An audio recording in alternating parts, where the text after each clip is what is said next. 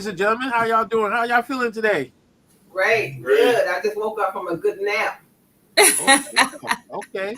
Tell you, I was tired. I'm good now. Well, it must be Yes. nice to be able to go take a nap. No. Woo. Good evening, ladies and gentlemen. Today's show is going to be a little bit different because we're just checking to see how's everybody out there because we got a lot of crazy stuff going on within these last couple of months, and we're just trying to get a pulse of how everybody's feeling, what's going on, all these new changes that are taking place, how the world is changing, and we're just trying to get a vibe of what's going on, how y'all feeling.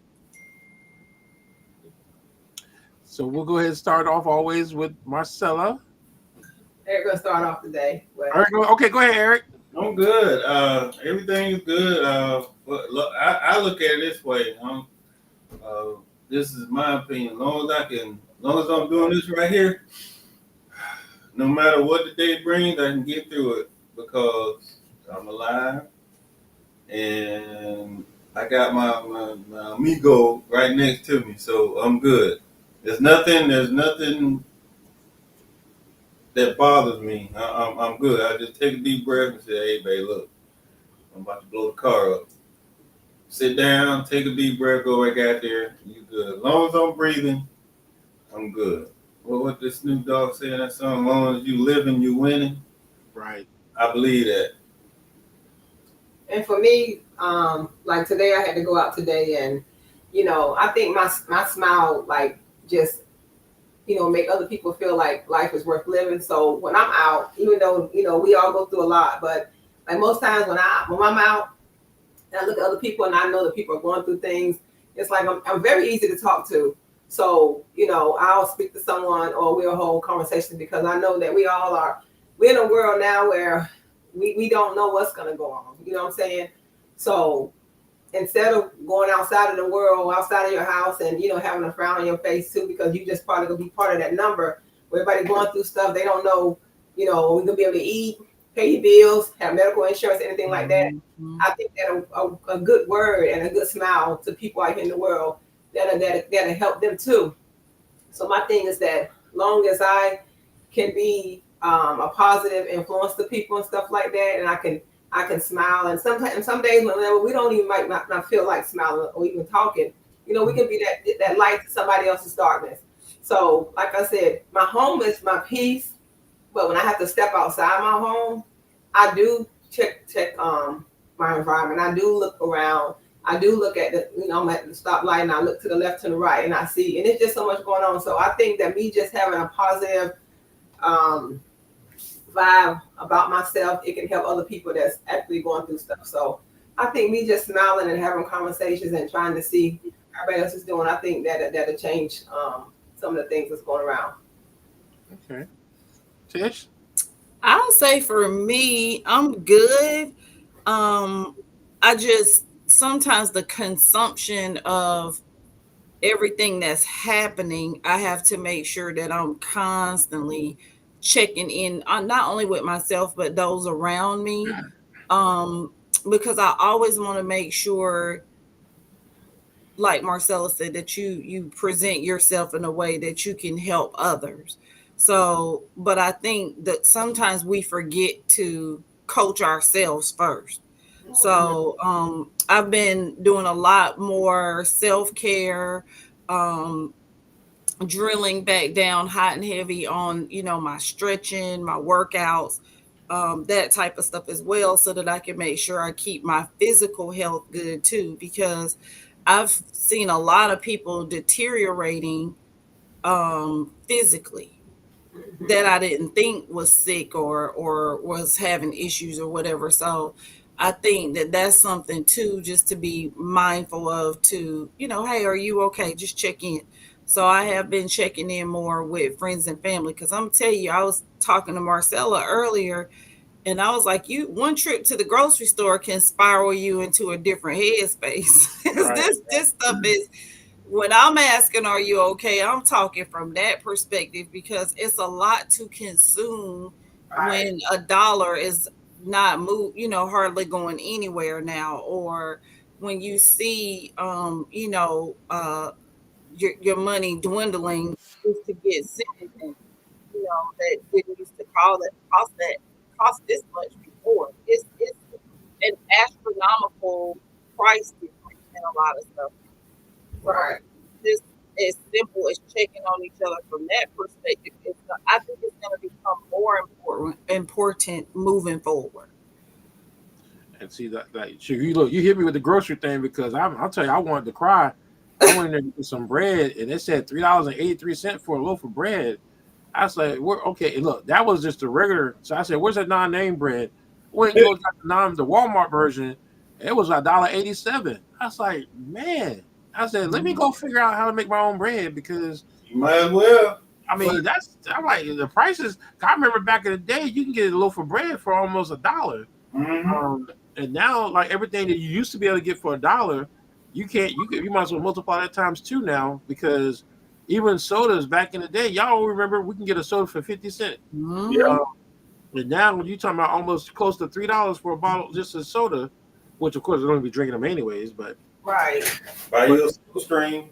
but now it's like now you have to. One of the things that we have to learn is we have to learn how to control our environment. And for those individuals that can't control their environment, they got it hard. They got it bad because it's gotten to the point now where if you're relying on substance or you're relying on assistance from anyone or anybody, you're at the mercy of what they're going through that day or what they're going through, period. And I think that's why people are becoming more stressed out, more work. I mean, how many times you look on social media, and like especially here in Fayetteville now, every time you look on social media, there's a severe car accident. Right.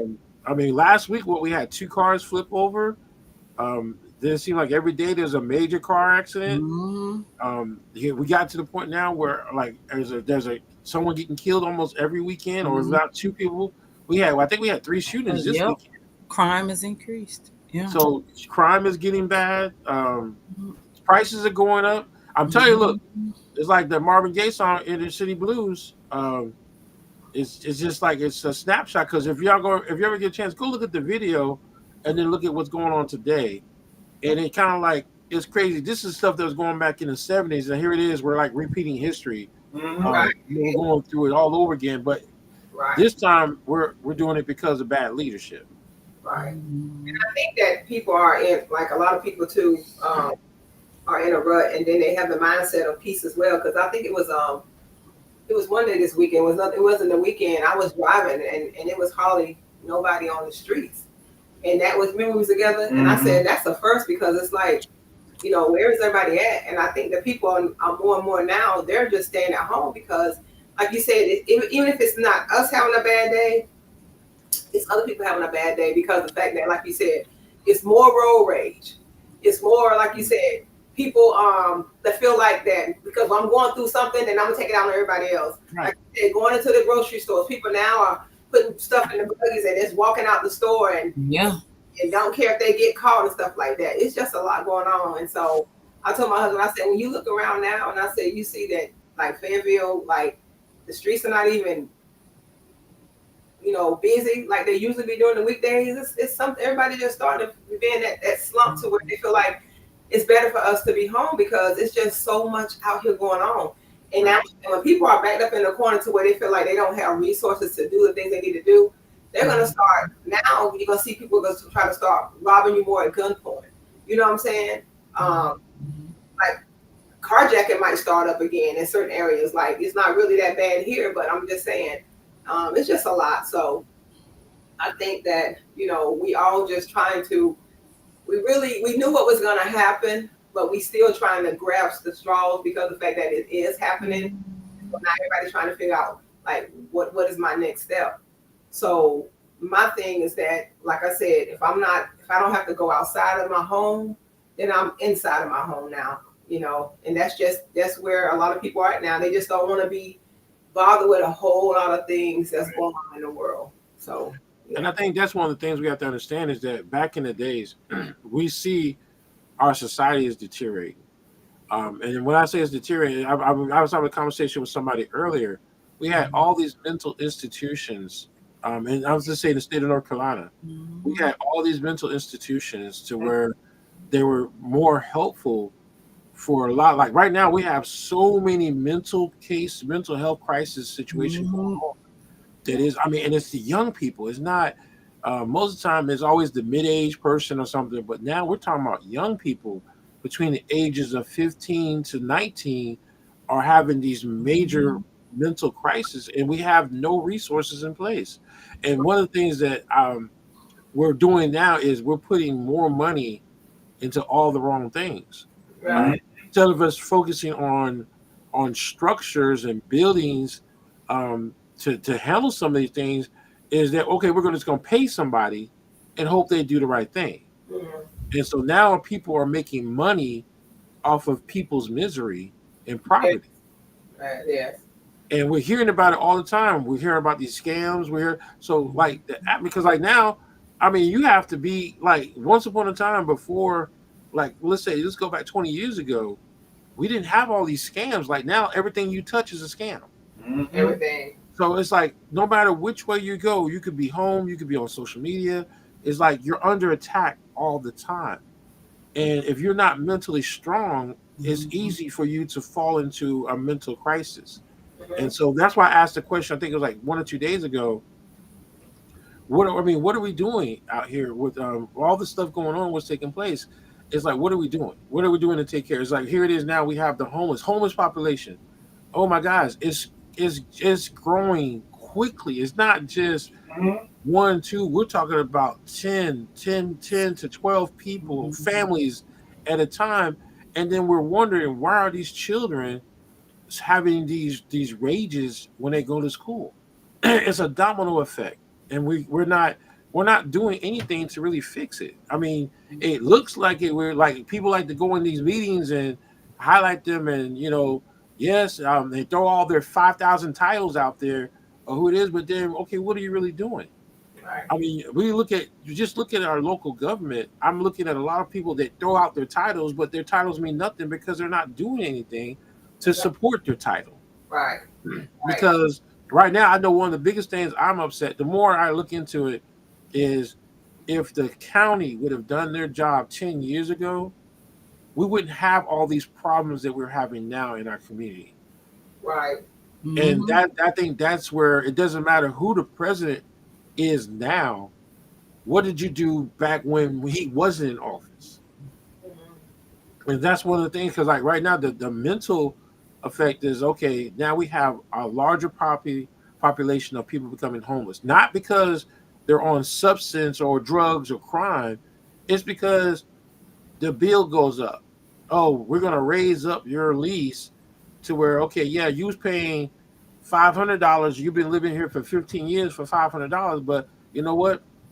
The actual rate is going up because we saw there was the BAH rate go up for the soldiers. So we want more money. So like people have to understand, for this community, it's controlled the actual, especially when you have people that don't live here. That's what people don't understand, is that when you're dealing with companies that come in and they purchase all these properties, they don't live here, so they don't know what effect that they're having on our community. Right. So here it is now, you got these companies buying up property left and right, not even in North Carolina, and they're raising up the prices. And guess what? More and more people are becoming homeless. But then we have the people that are from here in official positions pointing the finger at the wrong person, pointing the finger in the wrong direction. Right. And that's what blows my mind, is that you got all these officials that are from Fayetteville, see their people suffering, going through hell, but they're pretending like they don't see it. And not only that too, it's like a lot of times here we talking about our community, Cumberland County. It's like a front line. It's like a. When I went skating Sunday, I was talking to Sylvester. He works for the city, and when I first mentioned the Coliseum down there where they tore up the parking lot, he just all of a sudden just busted out laughing because he knew where I was going. I was like, ain't no way in the world that they was gonna put something in that spot. And he was like, and so basically what it was is like the city's like they getting certain funds and they trying to, they front and it's they're gonna do something with their money, but they actually, putting money in their pocket and stuff like that. Just like I read something, Mario, about something about amusement park. They was talking about amusement park coming here to Fayetteville or something like that. And I'm like, what? Like they already got an amusement park here. You already got one. No need to build any. Don't need to go any further. Mission Right. complete. It is Right, an you know, amusement and park. it's just sad that the fact that, like you said, it's like, you know, you have more and more people now, even driving down the street, and I see more because it's like me, Eric, and Mario, Tisha. We kind of know where the homeless people, what corners they be on, and we know and like you said, we starting to see new people. Mario, I don't know if you see this one young man. He hangs mostly on Skyboat. He has on no shoes, no shirt, no nothing. He just have on some shorts, and he's real cut. He's a homeless guy, but he's real cut. But he never have shoes on. He'll never have no shirt. Mario carry. But that's but you got to keep in mind in some cases, and I'm gonna say this, in some cases it's part of the role. Yes. See, and the thing is, like, for those individuals the panhandlers that we have here, some of them are legit and some of them are not legit. Right. Yeah. Especially on Skyboats, right there on Cliffdale and Skyboat. Yeah. There's a lot of panhandlers that live right there, and there's apartments right off in the corner, and they go out there and they'll make their money just enough to where they can pay their rent and pay their bills. Right. So they camp out there. So that's only like one or two. Not all of them are like that. Right. But it's just that you don't know. Like I said, in today's society, you don't know when someone if it's legit or not because everything's a scam now.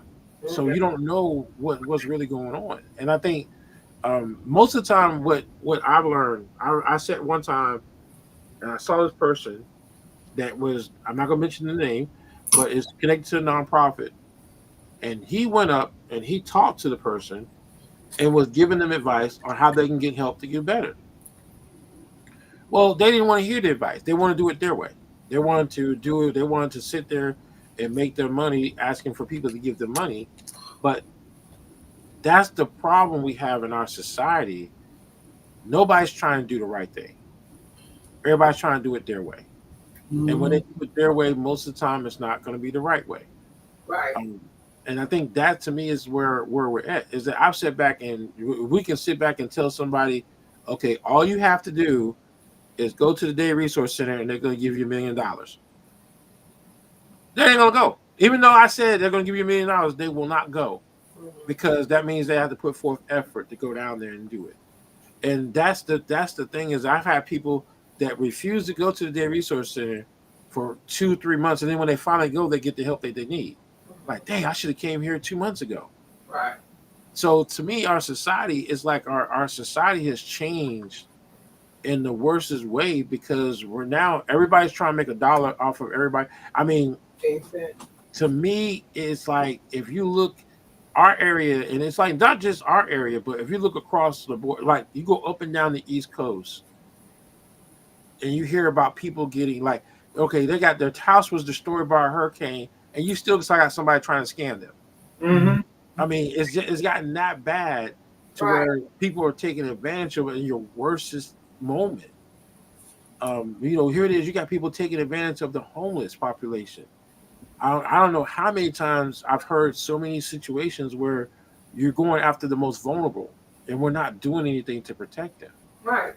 All we do is that you'll hear about it, and then you won't hear about it no more. And Mario, what's this thing about too? Where there's something about they supposed to be shipping, I guess, the homeless people to Washington D.C. or something. What I heard. What is that about? You know what I'm talking about? That was just because of this is not the official thing. I'm just going to go off what I've heard. The official thing is that they're saying that they're putting together these camps to get the homeless people off the streets. So if you go to DC, they're going to put you. The key thing is they're going to put you in a place to live, and all this thing. So that's what they're saying, but it's not realistic because there's no logistics in place to support that, especially not in DC. No. So there's a lot of bad information going out, especially on social media. Very bad. In reference to that, but it's like it's kind of like one of those things to where so many programs are being cut by the federal dollar to where a lot of these programs that were there to help people, they're no longer there. It's just like someone today, I had a conversation with someone today about childcare. Well, a lot of people don't know that a lot of daycares are closing in our area because a lot of those programs, a lot of those daycares were federal dollars. Mm-hmm. were special programs that they were getting paid. So a lot of these daycares are closing now. Wow. So there's so many different programs, and then come October 1st, there's going to be a lot more things they're going to shut down. Section 8, SNAP, Medicaid. It's like there's going to be special requirements. You're not just going to be able to just get it. You got to work for it, which is already, the system is already backed up to where you have to work through the system anyways. So now you got to work through a difficult system that's short on personnel. Right. Now, and then on top of that, you got to actually prove the fact that you're working, volunteering, or you have a medical condition. Mm-hmm. So you take all that, and then you ask somebody, how's your mental mind? How are you coping with what's going on in 2025? And a lot of people it's starting to show, because like you said, we're all feeling it when we go to the grocery store. Mm-hmm. We're all feeling it at the gas pump. The price has been somewhat decent, but it's going back up again. Mm-hmm. Even some of the electric companies are based on who you have. They're raising their prices up.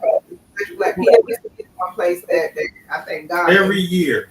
It's ridiculous. Every year, and it's the same sorry excuse. There is no reason. You just do it because you can. You try to make more money. You just we got to perform maintenance on the wires and make sure that it's once again is if everything is going up for all of us. Let's say, for example, if we're on a fixed income, so Right. if you're on a fixed income, your rate is only going to go up by so much. It's not going to go up at the rate that everything else is going up, but it's only going to go but so much. It's just like right now, everyone's insurance has gone up. Like, I'm not sure if people took time out to look, because like in July 1st, there was a couple of bills that went into place to where it depends on who your insurance is.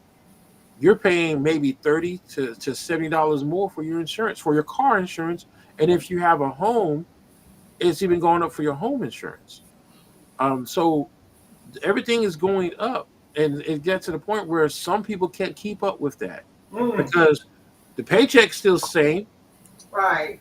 That paycheck is not, you're not getting a raise or anything. So that paycheck is you're still getting that $12 to $15 an hour. So, but who can live off 12? Because like they said, what is it? On the study, it shows in order to make it here in Fayetteville, you got to make at least $24 or more just to live comfortable.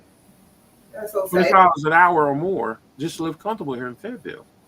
And then, So, and then there's the fact that the smoke and mirror is we're hiring, apply now. But you apply and you be in limbo forever. You don't get a call back, you don't get a reach out, you don't get a touch back, you get nothing. But then you turn around and say nobody wants to work, which is a bold-faced lie. You're not hired and you don't want to hire. You just want to have a reason to say, well, we can't do it because we short-staffed. Nobody wants to work for pennies on the dollar. And that's what they're not So telling you. that's the part they don't want to talk about. And let's stop pretending like it's just the people with no work experience, etc., that they're offering these low-paying jobs to. Yeah. It is very interesting. And then like we're saying, but then you're watching the demise. These issues did not just start this year. right. This like you said, Mario, this has been ongoing. For a I long think time. as a society, we've become more reactive instead of proactive with our approaches, and it's just starting to catch up with us. Yeah. So it's only so long you can stay or function in a reactive mode. And I think America, period, that's where we've been at for a while now. We've been reactive. And it's catching up because it's catching up in the infrastructure. They tried to force these electric cars out here on everybody. Right. I saw something today said now you can lease one of those for less than $100 a month. So it's like every time we try to rush and don't investigate or make sure it's for the better good of everybody involved, it ends up backfiring. Now you got all these things out here catching on fire. Catch people's house on fire. We got more recalls now than we ever have. I have never seen us have how do we have so much more technology and information, but so many more problems? Because it allowed them to cut corners. Right. Yeah. Allowed them to cut corners. That's why we got to then. The more technology, the further along the technology we get, the easier it is to cut said corner. Because again, But okay, so the more technology we've gotten, the more mental health illness and stuff we've gotten too. yeah, So instead of us becoming, as you know, they say we're in a tech savvy society, right? But it appears that the more tech and stuff we get, the more people's mental health and physical health are declining. We're turning more So- to cave people because like we're going back to where Yeah, we have the right. cave mindset. Like we're like when we have human interaction, we lose our mind because Right. we're not used to it. Because like you think about it, you go in now, even at the drive-through, you got an AI thing asking you what your order is, and then God forbid if you have a special order. I don't want pickles on my burger. Hold on for a minute. I got to get assistance. I mean, really? You know, just because I went, I mean, but it's gotten so like when we do come in contact, it's always extreme. It's like, because I know y'all saw the thing about the gentleman running around stabbing people in the grocery store. Yes. mm-hmm. I mean, we had that That situation. was in We the have parking lot in Columbia. You was? I was in the parking lot. So you have that situation. Then you have the shooting in the Walmart. You have all these different things going on. And then you got the crazy YouTubers trying to do crazy little tricks and things. And, you know, then they getting hurt because you don't play those type of games now in this society. Nowadays you can't do that without thinking somebody's going to take you down. You come up to me and you making a threat, I'm going to defend myself. I'm not going to wait for you to kill me. I'm gonna go ahead and defend myself now. Yeah, and so our society has turned into a complete, like living in, what was it? The live shows, what's them shows called? The reality TV. Reality show. We kind of like, our whole world's turned into a Jerry Springer times 10, where everything has to be extreme. Yeah. Everything has to be like completely gone crazy type scenarios.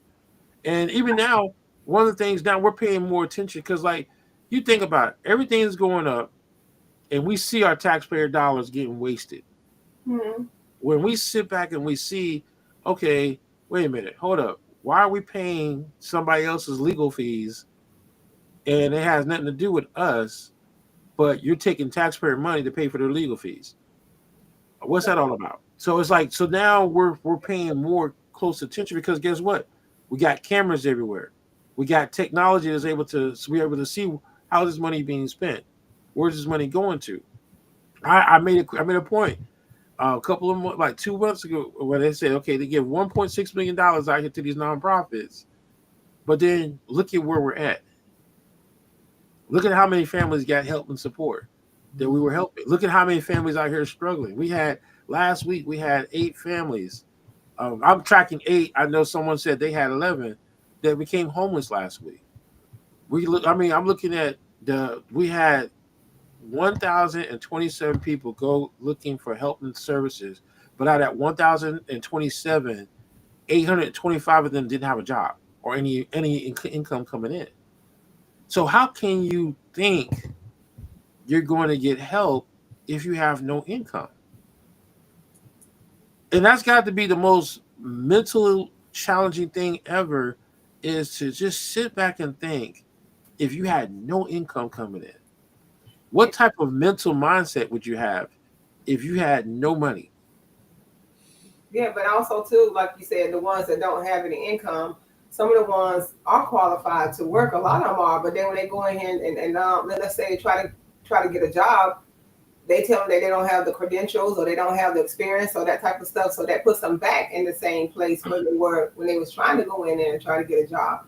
There's 3 things, like I said. One of the things is the fact that there's no checks and balances with all the people that's controlling everything. Number 2, this is what I always say on our podcast, you have to care. And number 3, a lot of things that are affecting other people are not affecting the ones that can sit back and make these decisions. So when you have those 3 things where you don't care, the ones that the millionaires and the billionaires where it's not affecting them, and then there's no check and balances, it's gonna be a cycle, and it's so sad to where that a lot of people now, we don't have grace anymore. There's no empathy. It's because of the fact that, okay, well, it don't affect me. So, and that's why they can sit and they can agree with all the other lawmakers that's putting these type of things in place that don't make sense, because it's not going to affect them and their family. And they don't care. And if you go out, you said all of us go out, days and stuff like that, we have to go out here. You can see the certain people faces and stuff like that that don't care. You can see when someone has a smirk on their face, or you can see when someone looking at someone that's less fortunate than them, or looking at the homeless and got their nose stood up in the air because they feel like it's not going to affect me and mine. But until they feel that, then it's just another day for them, you know? Right.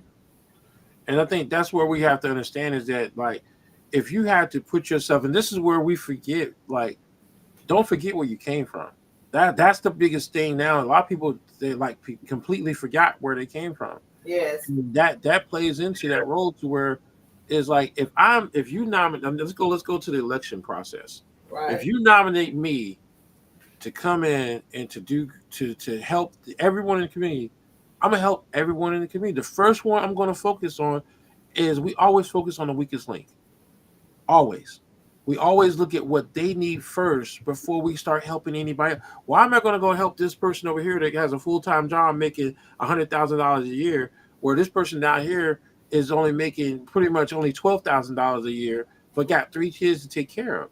Right. So what type of things we're going to put in place? Then at the same time, why are we not looking? Okay, if you're on the East Coast, you're within 200 miles of the beach, there's certain things that we should have in place.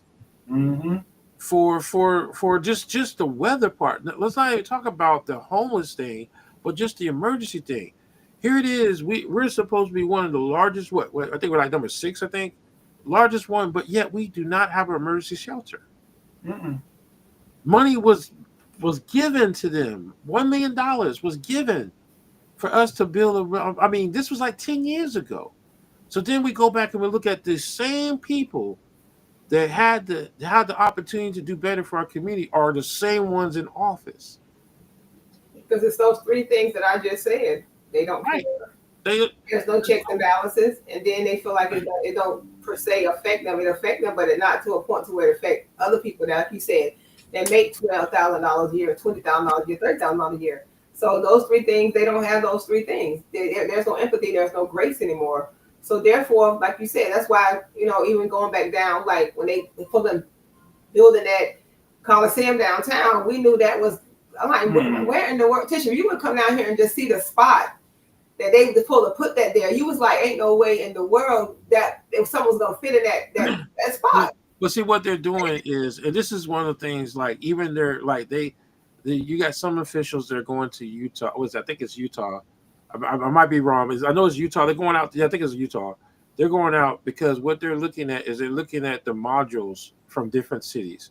And what most cities are doing now is they're trying to put everything downtown because they want it to be their diamond in the rough, I guess you could say. They want that to be the center of attention because they can put all of their money into, okay, if we get everybody to focus downtown, we put the Coliseum, we put all these nice looking things, we're able to put all this money.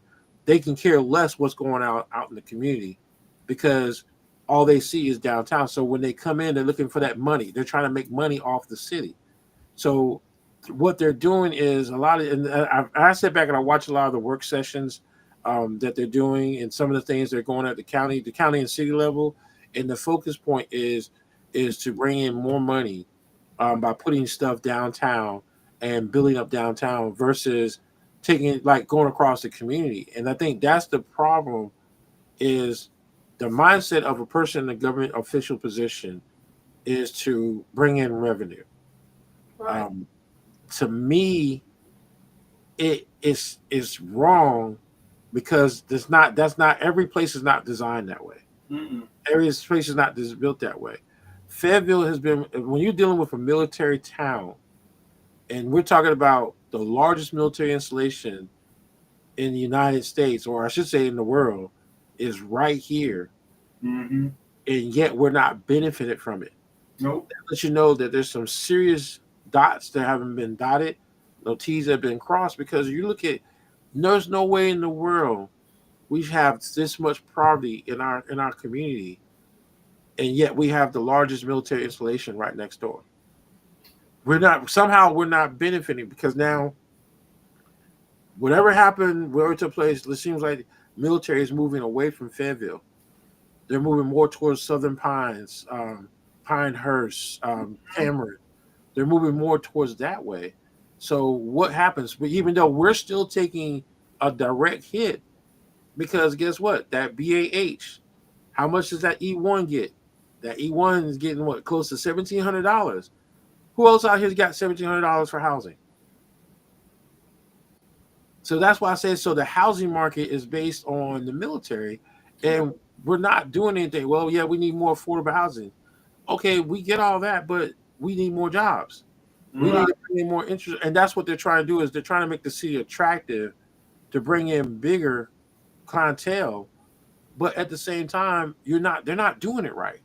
No, They're they're not. too busy doing projects and hooking up their cousin by giving them a little bit. So, and then the project gets messed up. How many projects got to be messed up in Cumberland County and Fed? I mean, when you are getting ripped off and you are dealing with taxpayer money and everything you do is a ripoff, or then that means that somebody ain't doing their job right. Yeah. Well, who's That's checking them? across the board though. And then the people Right, it who is. are qualified, you have to go through so much just to, like Eric said, even hear back from someone. And I mean, just from my own experience, it's like you got to have somebody on the inside speaking Yeah. for you to Right. get certain jobs. And you know, I heard what you said about the person who's making $100,000, but I just have a new mindset about it. If that person's at jeopardy of losing their job, I'm gonna help them first. Because what's going to happen is that person who's already completely destituted, that other person on this end can sustain and recover faster because the mental impact hadn't hit them completely yet. It takes a whole lot when someone's already had that complete dissolve or mental breakdown to bring them back than it does to sustain someone who hasn't gotten to that point yet. I think the correct way that I'm starting to look at it is to create a balance, because we've been trained to feel bad for the person who has nothing while overlooking the people who have things. But if we continue to just let the people who have things disintegrate, then nobody's going to have nothing. Right. And I think for me, I have restructured how I look at things. If I'm looking at who I'm going to pour into, I'm going to pour into who I know can create an immediate residual. Not saying I won't help that other person, but I help that person first.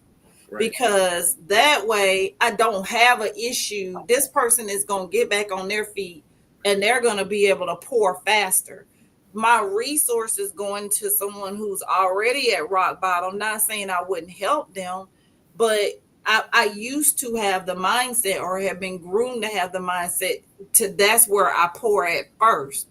And that's not where I start at first anymore, because I got to get me some soldiers that can come help me pour into little Johnny now, because that's too much responsibility for me to just float on my own now and sustain my own household.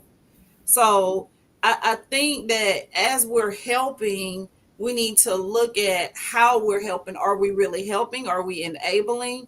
Right. Are we equipping these individuals to, like, who's going to get on their feet faster? And when they get on their feet, are we teaching other people how to pay it forward once they're back where they need to be? Right. So there's knowledge in every struggle that we have. And I think that that's what we're forgetting too. Our ancestors and the ones that came before us, there was knowledge in their struggles that they poured back into their communities and shared and uplifted others through their struggle. So now we're struggling and we're shutting down, everybody running off and getting on medication. Nobody's talking about it. You don't know who everybody. I mean, I'll be honest. The problem is half the society high as hell. Mm-hmm. They all on some kind of pills. I mean, if you would be surprised at the amount of people, and I'm not saying don't do what you got to do, but there is power even in our struggles. Right.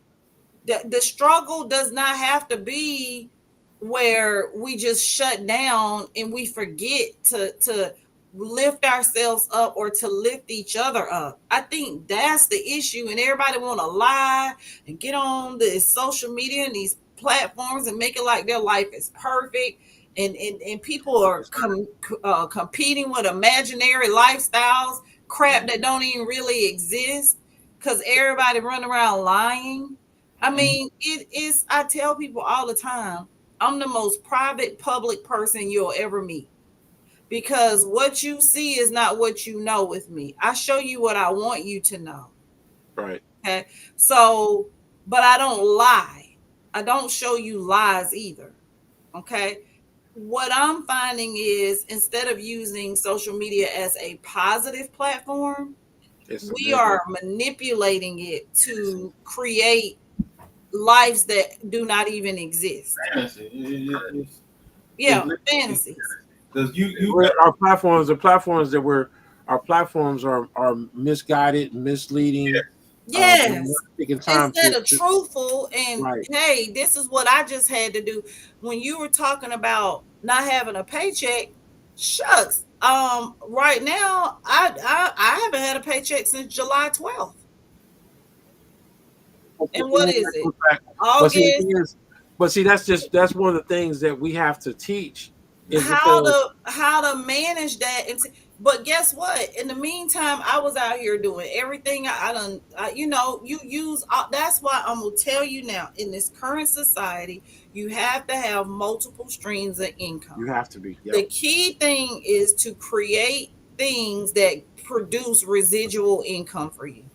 Right. That is my best advice for anybody. Right now, when you're looking for a job, don't look for one that's going to just sustain you. Maybe have one of those, but then look at something that's going to carry you. So right now, as I'm positioning myself, I'm looking at when I'm getting these certifications now, it has to be something that can carry me until retirement and beyond. Because I don't know what or if there will even be Social Security when I get to that age. Right. At the rate that we're going now, what's pissing me off the most about it is I paid for that. I've been working since I was 16. So there is no reason I should even that should be coming out of my mouth that I don't know. But that's the reality. So if we don't get to the reality, guess what? I could have been another 2, 3, 4 months without a job. Right. But I knew months ago that I wasn't going to stay in a situation that wasn't good for my mental health too. So I started positioning myself and networking so that I could have something that was better for me. That's the next thing. Stop lying to yourself and staying places that you know is terrible for your mental health. You may have to cut back on some things for a little while to make it to where you need to be financially. It may not look good for you, be real tight for a few months, right. But then you'll see joy come in the morning. But I think we're not willing to make the sacrifices to ensure we're okay in the long run too, because sometimes you got to make that sacrifice in real time in order to get back to where you need to be. Like I said, I knew this was coming and I prepared as best as I could. Right. I ain't expect all these high behind food prices and stuff, but right. It is what it is. You gotta have transparent, real conversations with yourself first about where you're trying to go, what you're trying to do, and if sometimes the faith, it seems crazy. Like I tell people, I have Noah Ark kind of faith now. I'm gonna go over here with the person who building the ship with the animals. Right. That's where I'm going now. I used to be the safe person. Oh, I don't know about that. I know I'm radical with it now. I'm going over here. Oh, you said you need a snake and a snail. Let me go find that and put it on this boat because obviously something getting ready to happen. That's right. The mindset I'm in 2025. I'm in the let me prepare for because some things about to go down and I need to be ready mentally, physically, and emotionally. We got to learn to prioritize, right? We got to learn to prioritize. I mean, what you're saying is like, and that's what it all boils down to is if you've never had to prioritize anything in your life and you come across a situation where you got to choose and see now some people got the easy decisions, but some of us got to make hard decisions. Yeah. Okay. So either I'm going to pay the rent and have no power, or I'm going to pay the power and have no place to stay. So you got to prioritize because you're not making the money that you need. And so people are making bad decisions. Like sometimes it's kind of common sense. Oh, okay, I'm going to go on this cruise or this trip to Las Vegas, or I'm gonna pay my utilities and my rent. Which one? And people are making, okay, I'm gonna go to Las Vegas and take a risk, and maybe I win enough money, but then you go and you lose all your money. Now you got no money, no place to live, and you definitely got no power because you ain't got no place to put it in. So say again. Can't forget about social media. The whole reason why they're going on that Las Vegas trip so they can live that. So they can take a picture and What say I that I just was said. here. And you turn around and go back to social media to get a GoFundMe because it's hard out here for. And I think that's one of the things that people See. Now y'all know what I don't do. I don't even post half my stuff anymore, just because for one, I realized I wasn't living in the moment. If I got my camera out the whole time recording, how am I enjoying that moment, right? So I do take my pictures. Y'all know my rule about pictures, because when we die one day, that's all we're gonna have left. So I do that. But most of the time, by the time I've posted, that's somewhere I've been months ago. Right. Or I've already left from wherever that is. It's not in real time. And that's what it is. People's And platforms are different. And I think that's as important. So your personal platform is going to be different than a business platform. Business platforms, we understand that, but then like I explained to someone before, is how are you going to, like, if I'm a nonprofit, use an example, how am I going to know you're doing what you're doing? If you don't post. I mean, I'm saying, how am I going to know? How am I going to know you're a legit nonprofit? I haven't seen you do not one thing in this community, but yet I see you show up and you getting awards and everything, but I haven't seen you do anything. That's false. But then they got this golden rule where you shouldn't post this. Okay, I get all that, but how am I supposed to know that you're active if I don't see your work? If I don't see what's going on? So how can I know that you're active in what you're saying, what you're doing? It's just like you take a politician. Now, a politician. Okay, I see you during election time, but where you at when there's no election? Right. Man, sitting behind that desk chilling. I mean, so it's like be across the board, be balanced across the board. But like in our society today, you got all the people doing all the wrong things for all the wrong reasons. Yep. And it reflects, because like when you sit back and you see how people are struggling, like how do we, like, for example, how do we know people are struggling? How would we know that? You sure can't tell on social media, because everybody is flexing and flossing. I mean, saying, I have never seen such extravagant lifestyles, and I'm going, well, where y'all work at? Can I get a referral? Because y'all seem to have unlimited resources. But it's all a facade at the end of the day. And it's interesting to me how people prioritize everything but what should be priority, right? And so, it would be like you're saying, Mario, I teach Zumba. If I don't advertise my classes, how does anybody know what I do? How do we know you're good? I gotta advertise my classes. But see, it goes back to where, if you're not, like, let's say, for example, if I see you blinging on social media, but your child comes a shoe and the shoes are talking to us every time we walk, then there's an issue. Mm-hmm. You're not prioritized. You're not taking care. And see, like right now, the biggest problem in our society is that our children are taking a direct hit. Yes. And we have these children going through it. You have young children having mental crises. I mean, at a young, like, I think last time I heard there was an 11-year-old that had a mental. I'm like, 11? I mean, what kind of problems are they having? What is it going on? But then the thing is, that 11-year-old is taking care of both their brothers and their two brothers and one sister. They're up here changing diapers at 11 years old because mom has to work 2-3 jobs to keep a roof over their head. And we're putting more responsibility. Most of these children, we're putting the wrong responsibility on them. Right. Well, did y'all ever? I'm gonna pivot for just a second. But did y'all watch the There's a documentary on, I think it was Netflix, in reference to the crack epidemic, and when it well, crack, meth, drugs, whatever, and there's a lot of documentaries Right. about them now. And I think what I fell back from was realizing or even thinking about, for all those years or all these years that people have been struggling with alcoholism and drug addiction and stuff, where do we think those children are? What do we think happened to those people? And one of the ladies on there, she said, instead of putting me in jail 10, 11, 12, 13 times, wouldn't you have thought to get me some type of help?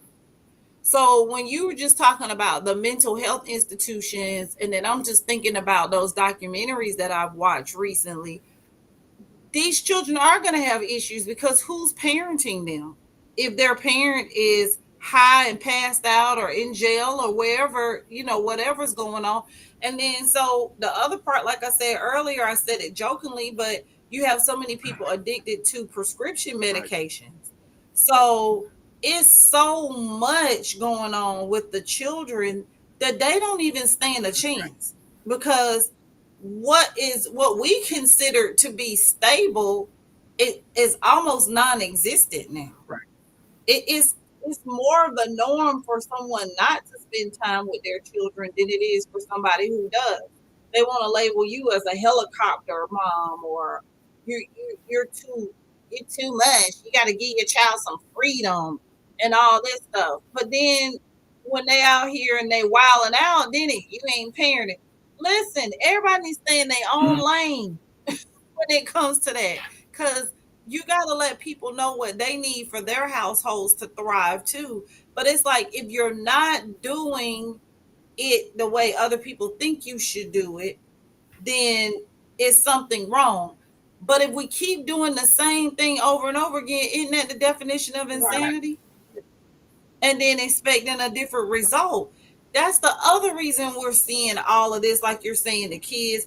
This is a repeat cycle, right. Generation after generation after generation of, if you probably look at those kids who are suffering in that manner, it's probably been going on from generation to generation to generation in their family. And then most of the time they don't know what right looks like, because it's been going on to where it's a norm. Like, okay, it's normal for us to be this way because that's all we know. We don't know what right looks like. Right. And I think that's the biggest issue across the board. Like, someone was talking about, if 90% of the children get free lunch, then they automatically, the whole school gets free lunch. Someone had a problem with that. I guess, like, how can you have a problem with something that's good? And I didn't understand, like, they were complaining about it. And I'm like, what are you complaining about?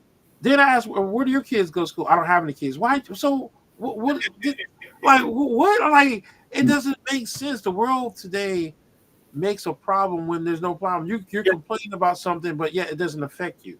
Clicks and why are you complaining about it? Clicks and likes, that's all it is. That's all it ever is. Well, the taxpayers, and the first thing you hear is the taxpayers doing it. I was like, okay, so you're saying it's not okay to pay for kids' meals that don't have no food to eat? You rather prefer to go pay for that Coliseum down there that that's not going to fit. That's imaginary. So to me, it's like, come on now, you're not prioritizing what's important. Mm-hmm. If we're not looking out for these children, our generation, we're doomed. Yeah. Who's going to take care of us when we get older? Yeah. Just toe up at this point. I mean, just like, who's going to take care? Who's going to run the country? We're not looking at it to where we're looking at the here and now. We're not looking at what we're doing to prepare the future. On range plan. That's why I said we're more reactive instead of proactive, which is a recipe for disaster. That's why I sit back and I'm telling you, it makes me mad. Every time I think about it, we could have had a shelter. We could have had an emergency shelter. Right. We wouldn't be going through all this. Like, here it is. If we have a hurricane, what are we going to do? I mean, I'm looking at all these different programs that the city and the county has put together, and they have meetings. Don't get me started. They have about 25,000 meetings, but not one thing happened. Mm-mm. Because they meet again, y'all. Meeting to discuss the meeting that we had the meeting the day before. But it's just a facade they have to keep up in order to continue to to make the people Mhm. feel like that they're for them That they're and to doing continue something, to yeah. actually keep getting the money. So that's why I say, and I'm gonna always stick with this: you have to care. Like when you don't care, it's like it's gonna be this false narrative. Like we do care, wait, because like you said, meeting after meeting after meeting to go discuss the same thing. When we talked about that 6 months ago, they still on the same thing from 6 months ago. So you have to care. You really have to care. If you don't care, then you're gonna continue to have the same meeting after meeting after meeting after meeting. And they not, like I said, even all these empty hotels, and now they get it to the point to where they breaking out the windows and stuff So like you that. can't use They them. boarding them up so they can't even you go can't inside use them. their Like, buildings and right. stuff. I don't So that they understand don't, that. you know what I'm saying? Like, But see, the thing is, though, they're quick to want to throw money. And I said this, and I said, for those that are listening, don't get me wrong. What I'm about to say is the Office of Community Safety. We needed that. We did need that in our community. I mean, that's something we needed. But you give them $3 million, roughly a little bit, we're close to $3 million. They work in a capacity that some of the nonprofits are working in. They're not listening that we don't have facilities in place for the mental health and the unsheltered. right. I don't know how many times we have to say it. Is you took close to $3 million and you threw it in the Office of Community Safety, but guess what? They're going to have the same problems. Mm-hmm.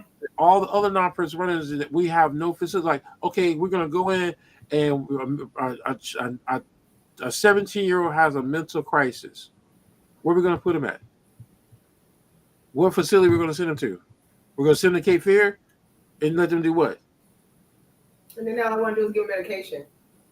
Then I want to just give So them. that's why I said is that what are we doing? And so what? Yeah, we get a medication. So what? So someone can make money off of their situation.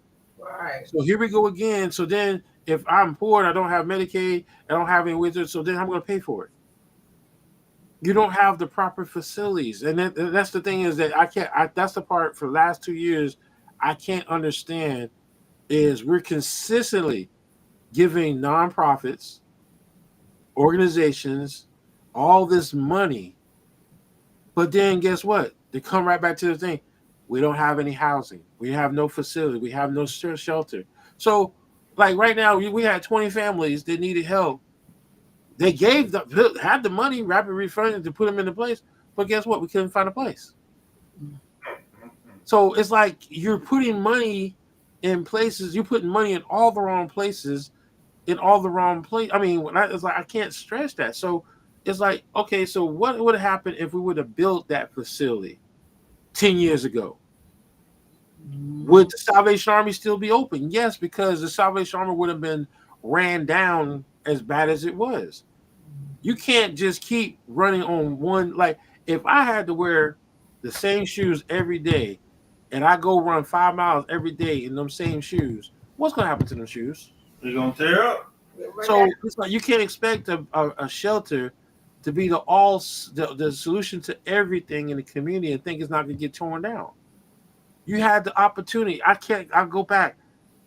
We had our Congress, like I guess the person working, designated $1 million to this area for a shelter. Where's the shelter at?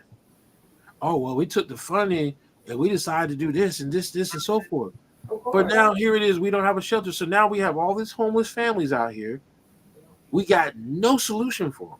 None. We got what? You come homeless, it's a done deal. And then God forbid if you got to jump in a motel, because then now you're running on a treadmill of life. That's what I call now.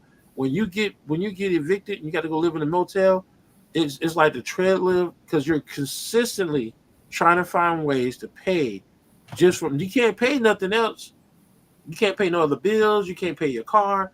You're consistently running on that treadmill just to pay for that motel room. And that's where our society is at right now, to where we're so focused. We keep seeing dollar signs, but we see no solutions. We see no resolutions. We see nothing. And that's the part is that after 10 years, and they sat back and they saw this problem consistently keep coming up. Well, we'll have a meeting about it. Let's talk about the pallet homes. All right, we have a meeting this year. Okay, well, you know what? That was a good meeting. Let's put it on a meeting for next year. So then we go another year. Oh, okay, yeah, that sounds like a good idea. Let's think about it a little bit more. You do nothing. Here it is. You had two opportunities, and you did nothing. Then let's take a motel and let's convert it into 144 living spaces for them. Oh well, you know what? We can't do it now because this company filed bankruptcy. Oh well, I guess we'll just give up. Well, you're not gonna look for nobody else. So what are we doing? Because like now you can't even cope because you got nowhere to cope at. Where you gonna go at? You gonna go sit in the lobby of McDonald's? Well, that was never their intentions, though. The intentions was just to have a conversation That's about it. why. That was never their intentions to even Yeah. like I said, they really don't care about the homeless society. They'll have a conversation about it just to make you think that that's what that they really care, but Right. it doesn't because there's nothing to see. Where's the work in progress? Mhm. There's nothing there. So we already know that it's like again, who's gonna do something about it? It's like the question is like then so what's the next step? You know, who's gonna enforce that? Who's gonna do something about it? Because all the same people that's sitting around the table and having these same meetings, their pockets are full. You know, my pocket's full, your pocket's full, your pocket's full. Okay, well, let's go have some caviar. You know, like But they got a It's 25. like They got a 25-year plan. Though. right, because like right now it's like if you had to vote for somebody, let's say for example, here it is, we got election coming up, and are you going to vote for what? Because they're popular, or are you going to vote because they're going to get the job done? And Right. that's the problem. That's the problem right here. If I see somebody that has been in the community fighting 24/7, they didn't have an official title, but they're fighting for the community 24/7, and that person decides to run for office, I'm going to vote for that person because they've been fighting. I don't care about the popularity. I'm care about look who's popular. It's like we don't need talkers anymore. We got too many talkers. We got too many people that are talking to get game. They constantly, every time you turn around, they're taking pictures. They're going on their trips to DC, all the different places. Oh, we went to Atlanta to learn what they do and this, and so forth. And it was building. But what are you doing for us? Here it is. You're getting all this training. Mm-hmm. You've been in the office 2 to 6 terms, gone to all these different training events. But what have you done to use it to fix our community? Why is our community getting worse? You're going out enjoying all these trips on taxpayer money and stuff, but why is our community getting worse? Why is our community not getting any better? because they don't care. So it's like, so every time you turn around, there's a scam. Oh, well, we got taken advantage of because of the firehouse. Oh, we got taken advantage of the tennis court. And don't get me started with the tennis court, Oh, because I'm still trying to understand how the hell can a tennis court benefit any child that is homeless? Because they're not worried about the children that's homeless. no, they got to put that money somewhere so they can set it up to get used and abused. It's a pattern. It's just like with the Freedom Crossing. What was that? 2014. Mhm. It was supposed to be. You wait 6 years later.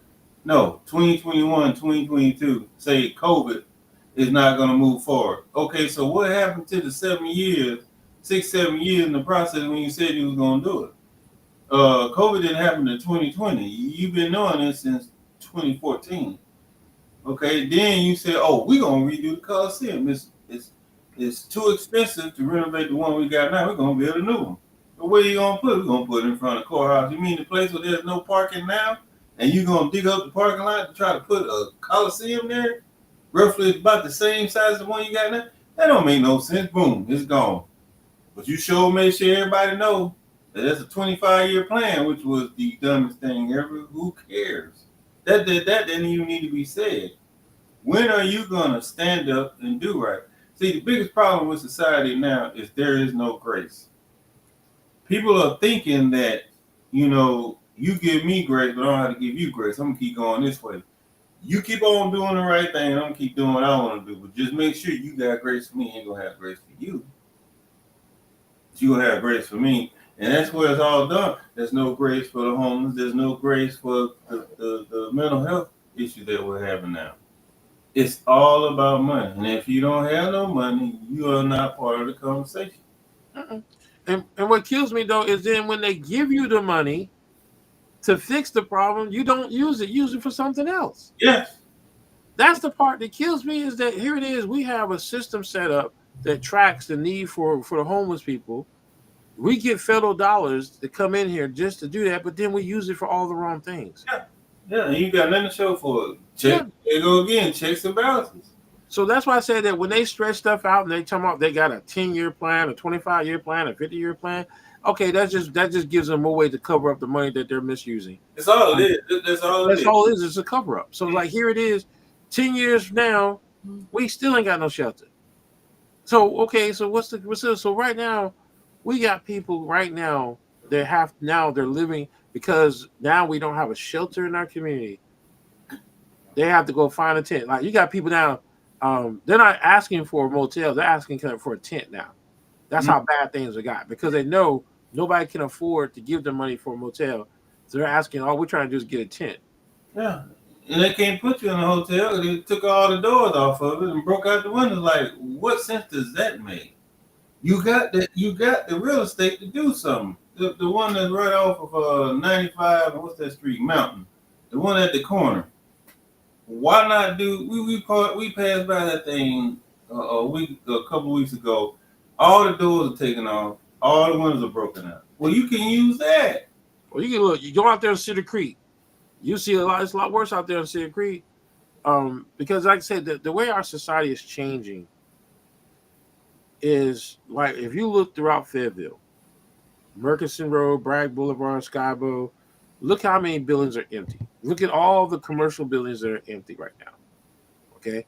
The reason why commercial buildings because people are too damn greedy. They want too much money. Mm-hmm. They want $7 million just for you to open up a store. Really? You know, it's like so now you got all these greedy people because guess what? Because once again, everybody's trying to tap into that military money. Mm-hmm. So the prices don't match the community. No, they don't. Right. Because the people in the military don't care about Fayetteville. I mean, when I say they don't care about Fayetteville, they're not. Their focus is to do their mission and take care of their families. They're not thinking because I remember when I was in the military, I have no connection to Fayetteville at all. But when I retired, that's when I became more connected into the community. So I understand the mindset of a military person. So here we're raising the state, raising the prices based on the military, but the military can't technically care less because this is just a temporary place for them. This is not home. Right. So we have to learn. So now here it is. We got all these families, and I keep saying this, and it's showing people that are from Fayetteville are not going to be able to stay here because they're not going to be able to afford it. The prices keep going up, higher.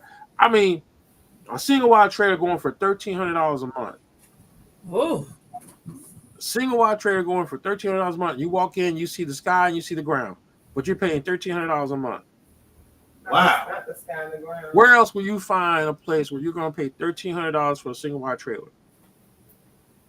Wow. So that's why I say it's getting ridiculous. I remember like just 2024, most of the trailers are going for $500 to $800. I'm telling you, everybody recouping their money from COVID. Yeah. When all that rent and stuff got waived during that time and people had a little opportunity to get ahead. So they thought. Now it's like, oh no, I'm going to go back and try. I'm telling you, American greed is a real thing. Mm-hmm. It's gotten real bad. It has gotten extremely bad within this last year. Yep. Right. I mean, it's gotten bad. Everybody's trying to get that dollar, that quick dollar. And And I was like, hustling. right, because when I heard that, and I just heard that last week, someone was trying hard to get into this $1,300 trailer because they had eviction on their. Now, this is the key thing, is because they had eviction on their credit. That's the only thing they can qualify for. Just stupid stuff. We don't If even you pay $13 for a single wide trailer, shoot, you could pay that off in 1 year and have your own trailer. we don't even want to give people second chances. Grace. Like we just Grace don't is gone. like we in a world also too that I can make mistakes. You don't have to know my background, my history. Bingo. But as long as I know yours, I'm sitting here telling you That's that you got an eviction on your credit, but I'm working for the credit bureau and my credit is bad. But you don't know that. But I'm gonna judge you because I'm the one that's, you know what I'm saying? That is so crazy. That's the kind of world we live in too. It's like because child, listen, that's why I say it's just it's just a cycle. It's just crazy. Like God, and a lot of people really don't have a relationship with God. I don't believe because God, He died for all of us. He gave us all a second chance, you know. But we don't have that same. We don't. We feel like when you mess up one time, that's just it for me. You know what I'm saying? And that's what our society's become is that if you make a mistake, it's like you can't recover from it. And that's like it's me. It's sad because I sit back. If like say for example, we had a family, the father got laid off from the job, big time trucking company, got laid off. He was making now they were making good money, but got laid off. They were able to survive off their savings for 2-3 months. And then now, so here it is, he's just now getting a job back, but it's too late. You fell behind on your bills, everything. You went through all your savings, and now you're at rock bottom. But person was working their butt off, had to stay. So it's like now because something that he had no control over being laid off, he's being punished. Mm-hmm. He's being looked at a certain way because and this is a father, this is a family. So then let's take it one step further, and you got these single mothers out here. Good Lord, you got single mothers with 4 children trying to make it. They divorced.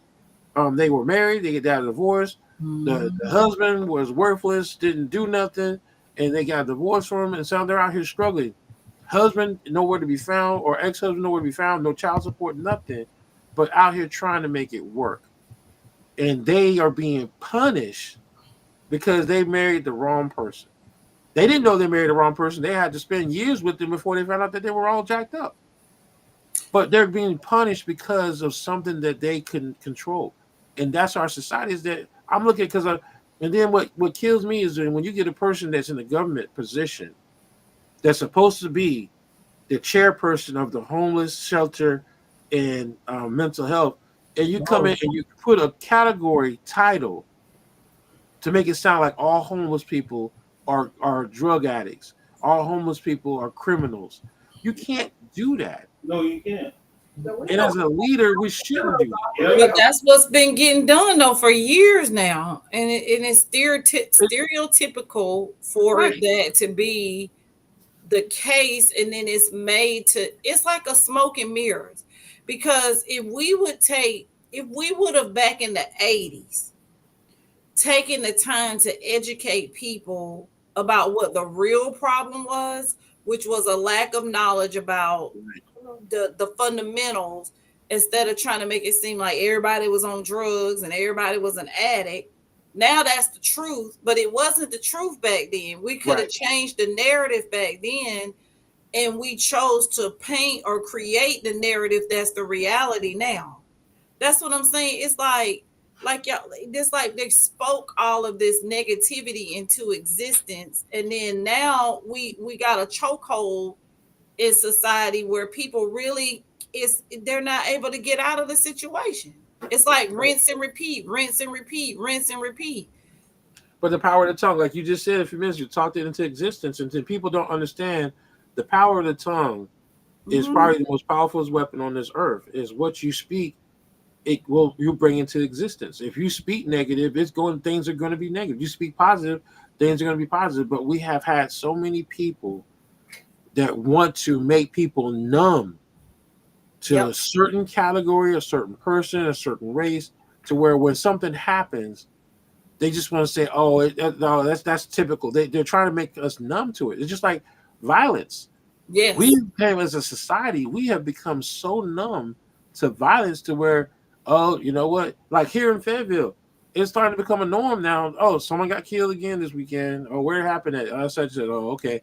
We don't take it seriously anymore because we're so used to it. And that's the thing, is that when something becomes a norm, that's a bad thing, especially when it's something negative. And then we don't want to see the good in people. Like that's just like you said, the eviction, like the truck driver. It's like, or the people that have paid their bills, and then, like you said, finances problems arise, and so they was late on their cable bill or their light bill. We're not going to look at all the times that they never was late ever. Mm-mm. We always just going to look at the bad. You know what I'm saying? Right. We never judge a person based on their character and their integrity and their good in them. We look at it as the now. Like we're not able to make mistakes as human beings. And so that's why a lot of times they're not going to accept the fact that you had an eviction on your credit, because they're not even going to look at the past history. Look at somebody's past history. If their past history shows that I've never been late, but now, I lost my job or whatever the case may be, and things happen. It's not always about the fact that somebody got an eviction on their credit because of the fact that they just didn't want to pay their bills. Things happen, but they don't want to look at that.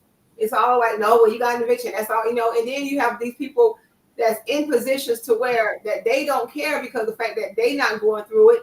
They out, and then the same thing they say, that's just what it is. They can't never explain to you, and you can't even never have a conversation with them to be transparent and say, well, listen, can you just give me a chance, babe? But no, that's just what it is. So they sit here and they little high horse and they little shit, they little office chair that covers their whole back up. You know what I'm saying? And they can just sit here and judge because that's not them at that moment. So all I see is that you have an eviction. So there's nothing else I can say. You know. But some people's like say, but then I've seen some people that go in and they ask questions. So what caused you to have that eviction? Right. Those are the ones that want to really help you and work with you, and that's why I say we only got but so many of them in this community. Right. But one of the things you made me think about something is this: as a leader, if I'm in a leadership position and I see something wrong about my community and I say and do nothing about it, then no one's going to care because the leaders didn't say something, so why should we care about it? So to me, you think about it like this: let's go back, let's look at those 20 families that were taken advantage of with the regional scam. Right. How many leaders in our community, official leaders in government positions, came up and spoke about it? No, Right. Only one did. Right. Only one. So that's why I say it goes back to our leadership. If we got people, like I said, like you just said, if we have someone who takes time to care, ask those questions. Well, what caused you to become homeless? People don't ask that question anymore. No. They just automatically put you in a category. But did you hear about the lady that you just said, real quick, Mario? Have you heard about the lady? She was working for I don't know if it was DMV or somewhere where her job, she had a title where her job was where the people was getting $200 under the table to give these illegal immigrants driver license. Right. So she was the one that came forward and the whistleblower. Part of that, she was like, no, I'm not going to be a part of that. She the one got fired. She got fired because of the fact that she went and told the truth and didn't want to be a part of that. So they put her out the door, and now she's struggling now because of the fact that she lost her job based on telling the truth. So you don't, like you said, if you don't fit into the good old boys category, then you're going to be an outcast. Like you said, it's only about 2% that's going to ask, well, what happened? Right. They try to wean those out because now, you trying to help these people? Oh, no, we can't have that. You know what I'm saying? Right. Oh, yeah. Yeah. That's just one of those things to where our society is like, and don't get me wrong, it's like it's two ways to look at it. Not I mean beating up on our leadership, but at the same time you gotta look at the person too. And like if I give you all, here it is, I've laid out the path, I gave you the car, gave you the keys to the car, all you gotta do is drive to the location and do it, and you do nothing with it, then I mean, hey, there's only but so much you could do to help somebody. And that's what I tell people is that if they're not willing to commit to it the way you're committed to it, then most likely they don't need your help. Right. Because I learned this the hard way last year, is they gotta want it just as bad as you want them to have it. Right. If you want it more for them than they do, then they don't need it. Oh, excuse me. It goes both ways. It really does. Right. You just got to figure out like where do you fit in at. So boundaries. I'm not sure if y'all remember the song. And this, I'm really going way back. This is back in the 90s. It's 90s. MC Brain, The Storm, is like, if you go back and listen to the lyrics of that storm, of that song, you look at our society today. And I'll put the video, I'll actually put the song up after this, and you listen to what a person has to go through on a daily basis. right. If you are going through some bad things in your life, and you have no shelter, you have no money, and you have no food, and to your left and to your right, you have a child, that's got to be the worstest feeling in the world. Mm-hmm. Right. Yes. And it's like, when you look at a person that has to go through that, I mean, I get it. I've had situations where I get mothers calling me crying. They don't know what they're going to do. They're in situations that they can't get out of. And it's like, I've gotten to the point to where there's only but so much I can say or so much I can tell them, but I just go back and it makes me angry because I look at our society. Our society did this. Our society did not put things in place for people that fall on bad times. and we got so many people going through it. I mean, just look at it right now. We got all these families right now. They're out there sleeping. I had this young lady. I saw the video. She broke down, had a mental breakdown on Facebook.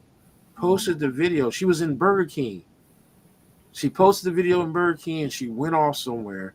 And she was sleeping in the woods. But then something happened. I guess either they found her, and now she's staying with her father. But it's like you got so many people going through it. And what are we doing in society? It's like I look at Fayetteville, the Can-Do City, and all these great things. I look at Cumberland County, and I'm looking at all these things and all this money that we're wasting, but we're doing nothing for these families that are. It's like I can't control the fact that they want to raise up the price for the shelter, for the trailer, a trailer that I can walk in and see the sky and see the ground for $1,300 a month when I was only paying $700. But then where's the people that's coming in? That trailer shouldn't even be able to be rented. But Mario, like it's Checks and just balances. ridiculous. Once The again, landlords are just as worse as the people, the government officials with the person. It's just sad. It's just a sad situation. Like who? But the thing is, these are the people that we elect to protect our community. These are the people that are supposed to be doing the right thing for our community. So like this election, that's why this election should be extremely important to everybody that lives, regardless of where you're at. If you got an election going on, you need to get voting. Yeah, you got to get involved. You got to get, because like right now we keep putting the same people in for popularity. Oh, just because they look good with a blue background in the picture, that's the reason why you voted for them? Really? I mean, but that's just the problem. I gotta stop for a minute. Between Marcella and her high back chair, and then now you got a blue background and a pretty picture. Y'all, okay. The comedy on here has given me life. Because I had the whole visual of the high back safety chair. Girl, listen, it just makes you. Sometimes you just have to sit here and laugh instead of cry. That's what I said. Wait a minute. We gotta take one comedy break for just a minute now. It's like you sit here and it's like, what do you do? Because it's like the people It's that's overwhelming. So the good question we ask is, are you okay? Because this is a lot to deal with. Yeah, it is. Safety chairs It and is. blue backgrounds and good pictures. But then because you're trying to think, why are these people voting? And my thing is this: why are we allowing these same people to mislead us? That's the problem that I keep running into. Is that if you see, like this person been in office, and again, I mean, hey, I'm calling them out as is. If this person's been in office and the problems that need to be fixed are not getting fixed, then there's something with the people in the office. And I think also too that we need to. It should be a time limit to where they only can be in office at certain times, and then somebody else take. You know what I'm saying? Like you shouldn't be 98 and die in office. You just shouldn't be able to do that. Like, You shouldn't even be 35 minutes or 45 minutes if you're not doing a good job. Right. I think you should have evaluations just like everybody else do on their job. You should have a report card. And if your evaluation is negative, then you need to get the heck on. That's right. But I tell you what, I'm gonna say this: I'm proud of the sister in Texas for not signing that permission slip. I know that's right. Yeah, She's still locked up. She's still in there, I think. I know that I saw something this morning. I think she's still in there. I saw something this morning about it, and I saw how she was camped out. I was like, wow, this is ooh. That's crazy. That is crazy. That's what our society. This is our society. This is the stuff, though. Our society was bad, but then it got worse. In 2025, our society took a jump off the cliff, and everybody, all the people in official positions, looked at it as, okay, I'm gonna use this as a distraction to do what I want to do. Because like right now, I mean, I'm gonna keep saying it. I think I'm gonna say it. Is we had 10 years to get a shelter, and we didn't get no shelter. So they had no putting it, child. Listen. Because they were working on a 25-year plan. I get a shelter in 25 years. No, I think what it is that their picture look better. Their picture look better on Polka Dot. It was probably that 25-year plan. They had put on 3-piece suits to tell you that. You know what we're going to do in 25 years. This is the plan. But then my thing is this: then you can't be, and this is again, I'm not, and I know this is where I have a conflict in my soul sometimes. about saying negative things and talking about it and then trying to be positive. It's hard to be positive when nothing around you is negative. It's hard for you to find a positive thing like, oh, you know what? The way you ran that person over, you did good because you didn't kill him. I mean, how positive can you be where things are so negative around you? And just like I keep hearing, well, if you're in a leadership position and you say the best thing to do is talk positive, but yet you're not doing anything positive, then you need to shut up. Well, let's go You to say nothing else. and let's just go the other way too. How can you put yourself in a position to where other people around here that don't have money to buy groceries and find somewhere to live whenever you never experienced that? You see what I'm saying? Right. You can do the same thing. So they probably sitting around talking about, sucks to be them. It ain't me. You know what I'm saying, Mario? It's just sad. It's like my mom always taught me empathy. You know, she say I'll never forget this as a child. She said you always have to put yourself in a position, even if you never be there, because you never know one day you might be there too. So you have that feeling of like I get it. I'm not there with you completely, but I feel what you're going through. But like my husband always say, they don't have grace. It's like you're never going to talk about negative things. You're never going to talk about not missing a meal if you never missed a meal. Right. You're never going to talk about not being able to put gas in your car. If y'all have gas cars too, but y'all don't have to pay. It's the taxpayer dollars that y'all getting putting gas in y'all vehicles for the government. Wow. It's never ending. It's never ending. It's never ending. And I think that's one of the things that we need to understand is that we have to look at where people are at and understand we can't just make us. The biggest problem we have on our side, everybody makes an assumption of what they see. They never take time out to understand what's really going on. Right. And in our society, our leadership is failing us big time. And it's not, and I'm not, when I say leadership, I'm talking from the lowest level to the city council member all the way to the president. Everybody that's in Is failing us because we are allowing these individuals come in, get a paycheck to do nothing. Right. To do absolutely nothing. They have attitude. That's a job. That's it. They have an attitude. They feel obligated. They feel entitled. Yeah. And they do nothing. And I think that's the problem that we keep running into is we keep wanting to. And then I'm like looking at this election, and again, some people, if it fits you, so be it. But you got people coming in and don't even know what the job is. How the hell are you running for office and don't even know what the job is? Because my cousin Bob told him about the position. He Go said, ahead and run. I got you. I mean, so it's like, so are you helping yourself or are you helping the community? What can you do if you don't know how to properly resolve the problem within the systems that are, if you don't even understand the word system, you can't even spell it. How are you supposed to be running for office? Well, because they know how to set up their bank account for their paycheck and go in that bank account every They show up, they go to a couple of meetings, they Right. nod their head, try to make it look like they're not going to sleep, and then they're good. Right. And I think that's the thing that people, well, we don't make nothing. Look, we don't make much but $12,000 for doing this job. And you make $12,000 of our taxpayer money and you suck at the job? Really? Right. Give me my money back. I want a refund. Yeah. It's But that's what I said is that our like coping right now is like right now the word cope.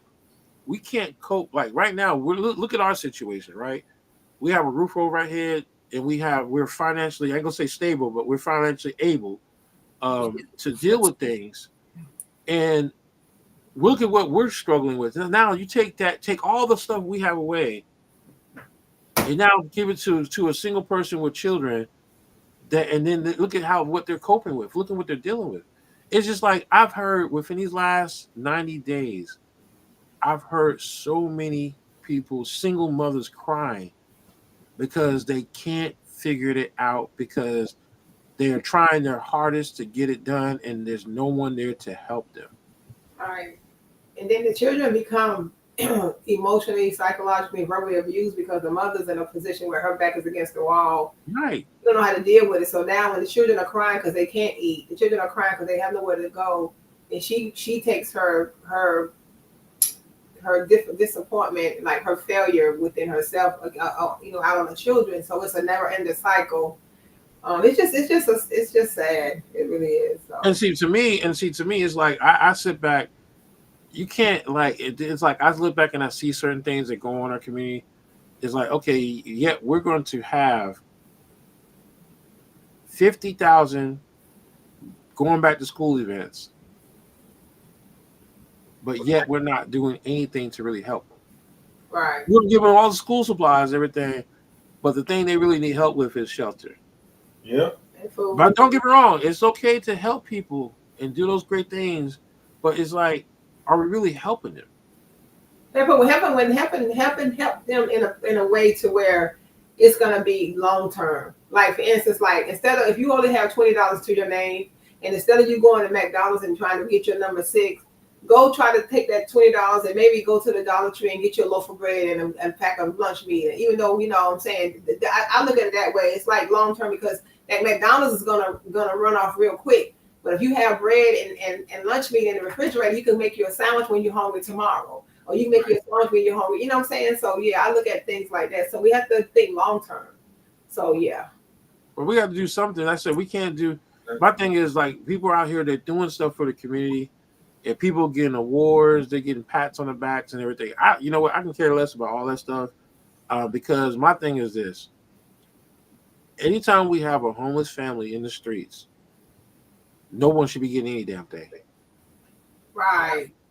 That's how I look at life. That's how I look at things. Is that if we have someone out here struggling, we have someone going through some stuff, but yet y'all want to take time out to give awards and y'all want to break like. And again, I get all that, but when you got families out here in these streets, living out here in these woods with their children, that says that what does that say about our society? Is that okay? It's okay to shine as long as we don't shine a light on what's really going on. Yeah. Right. Yep. That's what's going on is we can shine, but just don't shine a light on what the truth is. That's sad. Yeah. Here's what I would say: if you're not okay, start changing and finding you safe people that you can be around, that you can express when you're not okay. But you know, like you're saying, find shelter in your network, in your community too. If we can't have that society, we can work on starting back creating those narratives. And you know, I always say, and I say to myself daily, one person can change by just walking in their truth and sharing their truth and being willing to help somebody else. So you may not be able to help. I can't help 10 people right now, but I can help the 5 people that are immediately around me, you know. So like I said, just we got a long way to do because it's been a long time coming. It's almost like karma. So it's been a long time coming. So it's gonna take a little while to dig back out of this thing. It's not gonna be immediate at all. Or overnight or next year. No, we're gonna have to. You know, I appreciate the work Mario does. I appreciate the work all of us try to do in our communities. But the only thing we can do is keep having transparent conversations. Right. And call people out when you got to. And putting in the work. Yeah. And holding people accountable. That's the biggest thing is holding people accountable because like my thing is this. How can you tear down a person that's already torn down?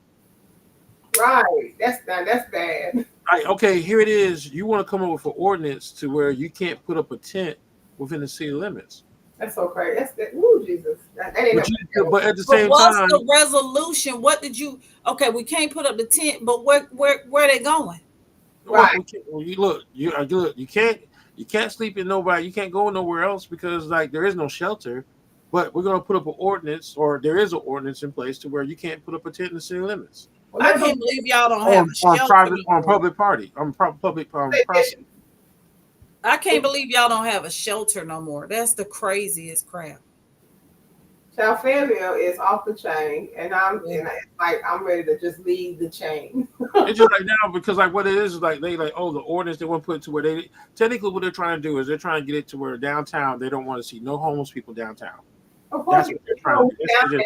And you know who down there. It's like, it has to always, you know what I'm saying? We already know when I drive through there, That ain't even a downtown. That ain't even a downtown. That's a down. Like, That's part of the city. That's what it is. yeah, it's But all then about not making them look bad. You know what I'm saying? Like, you know, it's really sad. Like you said, if you can't put a tent here, where do y'all want them to go? Like, You got to have another solution for the problem. Then, if it's the problem, I understand you don't want the tents. I get that, but Right. what's the solution? Like, there has to be you another have to have way. an alternative. Like, okay, if they can't Yeah. put up a tent, like where when there was a shelter, because then the shelter only can hold but 50. Even though it was a capacity of 65, because of the issues of the building, they only could do 50 people, and then it's limited. And so to me, I'm sitting here looking at, okay, so now here it is, the shelter that they're supposed to be building, which one won't be ready till 2028. It went from 100, I think it was like 100 plus to just 100 now beds. And then I look at the beds and I look at the numbers. Now, see, this is the thing a lot of people don't understand. There is a large population of homeless men, which I found it very shocking when I saw the numbers. But there's a large population of men that are homeless. And out of that population, majority of them are black. So it's like, so we're talking about black men that are the most popular ones that are homeless. But what I deal with on a regular basis is single mothers with children. Now, when you start to look at it, who are you going to help first? You're going to help the single mother with children, or you're going to help the single men that can take care of themselves? Most likely, people are going to take care of the women. So that's why you don't see that many homeless women and children in the streets, but you'll see more men out there. And I had to actually look at the numbers. I had to start paying attention to the numbers, because once I started seeing the numbers and the breakdown, I was like, well, dang, I've never come across this situation. But I get it, because most men, they're going to find a way. They're going to go do something to take care of themselves. But that's the whole thing that I'm looking at, though, is if you get a number to where 493 people are trying to seek help for housing in 1 month, what does that mean? If you're in a leadership position, what does that mean? sure. So we got to, like, you got to give people the space to cope with what's going on. And I mean, what I've seen within these last few years is our leadership consistently do more to hurt the homeless than to help them. Of course. We see that with them not even having a way to face them. That's already, you know what I'm saying? It speaks volumes and stuff. So I get it. The reason why they came to the aid of these families when the scam happened is because it made it into the news. Mm-hmm. And because it made it into the news, okay, well, you know what? That makes us look bad, so we got to do something. And I get it. And I'm grateful. Don't get me wrong. I'm so grateful that the CDD County came to the aid of these families. And they did it. I was grateful. But like I said with the forum, this should be a normal standard. It shouldn't be because it made it into the news. what? I agree. Well, I'm about to log off, you guys. I got Yes, me too. Look, a early morning. So Okay. this was a good topic. Yes. If y'all ever need me, you know where to find me. I'll check on you. I do. I try to be consistent. Look, with my people.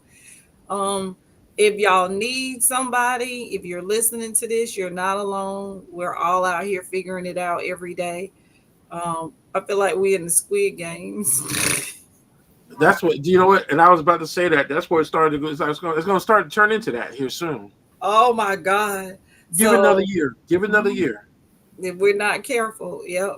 Right. So, but that's where I leave it at. Phone a friend, have people in your corner that you can, turn to and talk it out. Even when it don't make sense, talk it out. Look. Yeah. Absolutely. Yep.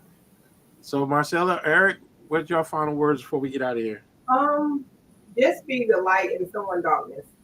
If you go out, if I go out and I see where a person, I feel like I can just give them a word of encouragement, or just my smile can make their situation a little bit better. That's what I do. So just sometimes put ourselves in their shoes and just feel how they feel, what they feel. And sometimes just a word of encouragement can make that person not want to go out and do something wrong. Mhm. Know what grace is. Show a little grace and understand if people are giving you that grace. I had an incident at so-called school, and because instead of cussing and turning cartwheels and breaking furniture, I spoke intelligently. I had a person walk up to me and say, "Hey, come here, let me talk to you real quick." She looked in the record and she seen that what I said was the truth. Let me see what I can do. And I got help right then and there. And that's what it is. You gotta have grace. You gotta have grace. You gotta show grace. You gotta give grace. Oh, yeah. Mine, I'm gonna go back and say, I was gonna say is treat people the way you want to be treated. I mean, just the basic common rule. Yeah. Treat people the way you want to be treated. If you see someone going through some stuff, what would you do if that was you? How would you feel?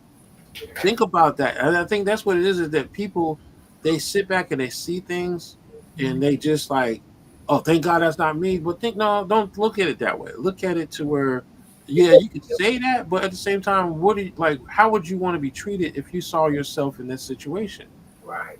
I mean, take a moment to understand. It's like if you see a single mother out here struggling to give their children food, I ain't gonna say go out here and spend money. I'm not saying that. I'm just saying treat a person. Sometimes people don't want your money. They just want you to listen. Yeah. Sometimes they just want to tell their story. Sometimes they just want to get it off their chest. Sometimes they just want to unload. Like I said, it's just a matter of coping. Sometimes is letting people breathe. Let them speak. Let it get out. Let it get out the system. And I think that's our society is. And I know y'all see all these crazy exercises where people they go out and they pretend that they need something, and if a person helps them, they give them like $1 million or something like that. I mean, just look at that. Like sometimes you that one simple breakthrough, that little bit that you do will make somebody's day. The shimmer of hope. Yeah, that's all it is. Give a little hope. Right. Yeah. This was good. Yeah, we went way over. This is the first time we going over an hour and 30 minutes. Like we're going on an hour 45. But look, y'all be safe. I know I'm heading out to Tennessee this weekend. Be safe. Y'all pray for me because God knows I'll keep looking at this weather and I'm like, oh. They say Aaron is it supposed to make landfall in North Carolina, right? Towards the coast, yeah. Man, Towards Outer Banks. Towards the coast. It's like the tail of the storm is going to hit the outer coast. That's why they. We're not sure. Right. They already evacuated everybody from that area. Right. Well, we'll be praying for you to have safe travels. Yeah. Yeah, like I said, if y'all see him on CNN, you know something went wrong. They don't need to interview you. At least you won't have. Well, I was gonna say, yeah, we're gonna move on. But look, everyone, y'all be safe. Have a great week. Have a great weekend, and we'll see y'all next week. Good night.